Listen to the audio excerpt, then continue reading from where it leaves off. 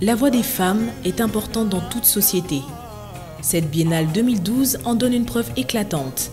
L'exception féminine est bien une réalité.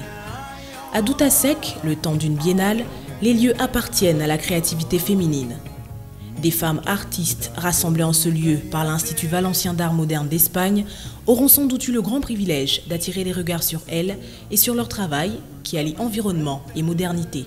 Chose rare. Tania Konko, Mia Hag, Anna Lozano, Farshid Moussavi, Françoise Ntépé et Elisa Valero sont des femmes artistes qui savent donner une nouvelle tournure à l'art. L'observation de la réalité leur a permis, à travers maquettes, photos et dessins, d'offrir des espaces, des zones de lumière, de construire par la parole ou par l'architecture ou même par la nécessité du vide.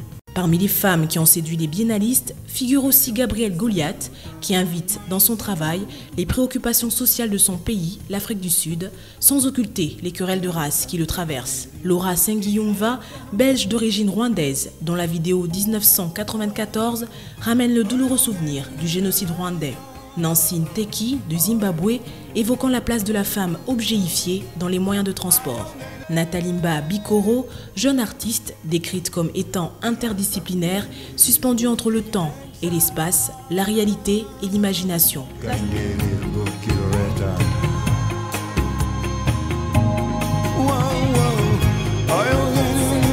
Bernie Shirl, sud-africaine, faisant partie des artistes invités de ce Dakar. À travers l'image photographique et la vidéo filmique, elle parle de la condition humaine et plus précisément du vivre à part ayant caractérisé son pays au moment de l'apartheid. Chez Dasha, styliste, une amoureuse de l'art, l'exposition Parallèle nous révèle Pascal Obolo, cinéaste et photographe, militante du dialogue des diasporas. Autre regard, celui du designer Fatima Tali. À travers l'exposition Design for People, elle montre son talent, sa créativité, sa maîtrise des réalités urbaines ainsi qu'un sens de l'anticipation. L'on ne saura parler des femmes sans évoquer deux des trois commissaires de cette biennale 2012, Nadira Lagoun et Christine Eyenne. La première, algérienne de nationalité, est commissaire d'exposition, critique d'art, présidente du jury du Dakar 2012. Elle est une pièce motrice de ce rendez-vous international de l'art contemporain africain. Christine Eyenne, née au Cameroun en 1970, diplômée de l'histoire de l'art à la Sorbonne. Sa contribution dans ce Dakar est bien importante. L'Amérique latine a elle aussi eu sa digne représentante en la personne de l'artiste brésilienne Marta Muniz.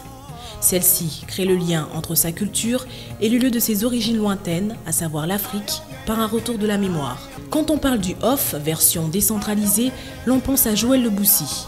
Elle est responsable de l'organisation du OFF à Saint-Louis, riche d'une trentaine de sites avec 100 artistes de 14 nationalités différentes. De quoi pousser le caucus des femmes leaders à se prêter à une promenade dans ce Dakar, place du souvenir, musée Théodore Monod, chez Joe Wakam, Galerie nationale, village de la Biennale. Vous l'aurez compris, dans ce Dakar, l'exception artistique est vraiment féminine.